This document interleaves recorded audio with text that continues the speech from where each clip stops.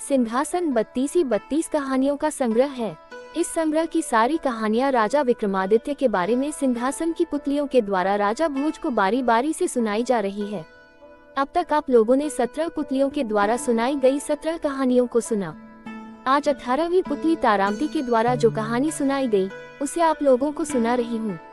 कृपया ध्यान पूर्वक और अंत तक अवश्य सुने। ये चैनल आपका है, अपने इस चैनल को आप सब्सक्राइब कर दीजिएगा। पहले की कहानियों का लिंक डिस्क्रिप्शन में दिया गया है, आप वहां से पहले की कहानियां देख सुन सकते हैं। 18वीं पुतली तारामती ने महाराज विक्रमादित्य के द्वारा कलाकारों एवं विद्वानों के सम्मान की कथा सुनाई। उसे आप लोग भी अंत तक जरूर देखिए और सुनिएगा। राजा विक्रमादित्य की गुणग्राहिता का कोई जवाब नहीं था। वे विद्वानों तथा कलाकारों को बहुत सम्मान देते थे। उनके दरबार में एक से बढ़कर एक विद्वान तथा कलाकार मौजूद थे। फिर भी अन्य राज्यों से भी योग्य व्यक्ति आकर उनसे अपनी योग्यता के अनुरूप आदर और पारितोषिक प्राप्त करते थे। एक दिन विक्रम के दरबार में दक्षिण भारत के किसी राज्य से एक विद्वान आया। उसका मानना था कि विश्वासघात विश्व का सबसे नीच कर्म है। उसने राजा को अपना विचार स्पष्ट करने के लिए एक कथा सुनाई। उसने कहा, आर्यावर्त में बहुत समय पहले एक राजा था।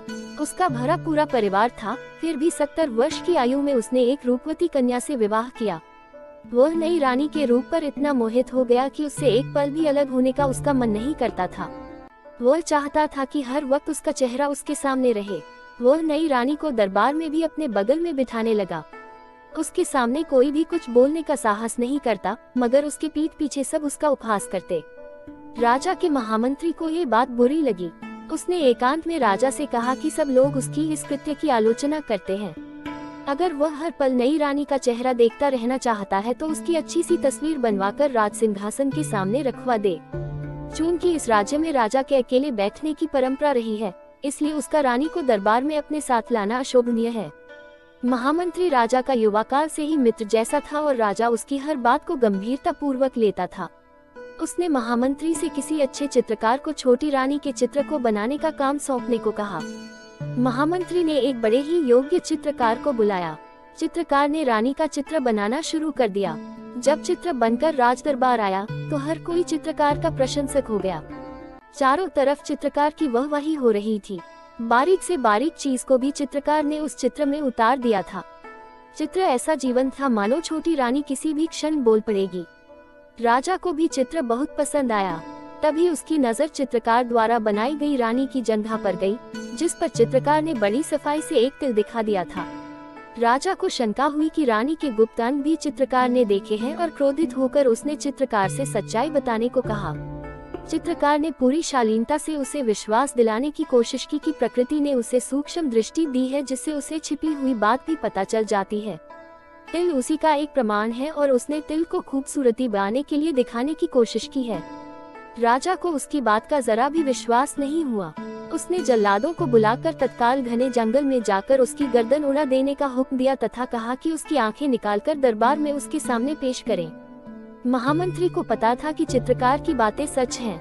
उसने रास्ते में उन जल्लादों को धन का लोभ देकर चित्रकार को मुक्त करवा लिया तथा उन्हें किसी हिरण को मारकर उसकी आंखें निकाल लेने को कहा, ताकि राजा को विश्वास हो जाए कि कलाकार को खत्म कर दिया गया है। चित्रकार को नेक्स्ट महामंत्री अपने भवन ले आया तथा चित्रकार वेश बदलकर उसी के साथ रहने लगा। कुछ दिनों बाद राजा का पुत्र शिकार खेलने गया तो एक शेर उसके पीछे पड़ गया। राजकुमार जान बचाने के लिए एक पेड़ पर चढ़ गया। तभी उसकी नजर पेड़ पर पहले से मौजूद एक भालू पर पड़ी। भालू से जब वह भयभीत हुआ तो भालू ने उससे निश्चिंत रहने को कहा।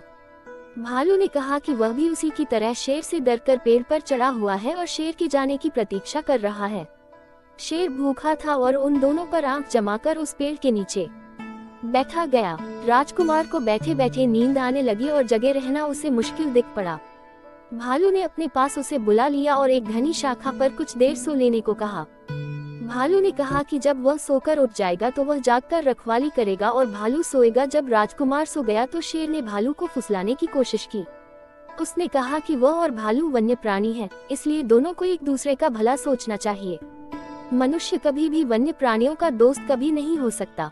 उसने भालू से राजकुमार को गिरा देने को कहा, जिससे कि वह उसे खाकर अपनी भूख मिटा सके। मगर भालू ने उसकी बात नहीं मानी तथा कहा कि वह विश्वासघात नहीं कर सकता।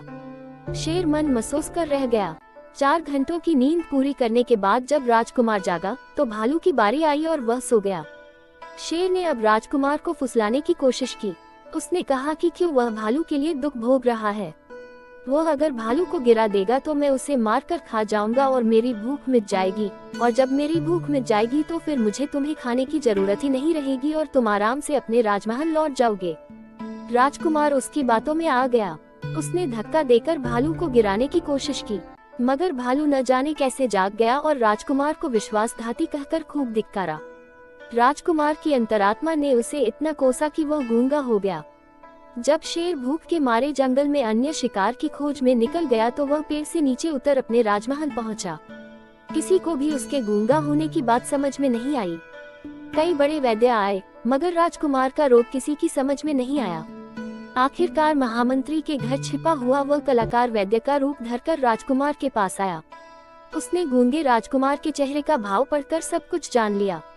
उसने राजकुमार को संकेत की भाषा में पूछ कि क्या आत्मग्लानि से पीड़ित होकर वह अपनी वाणी खो चुका है, तो राजकुमार फूट फूट कर रो पड़ा।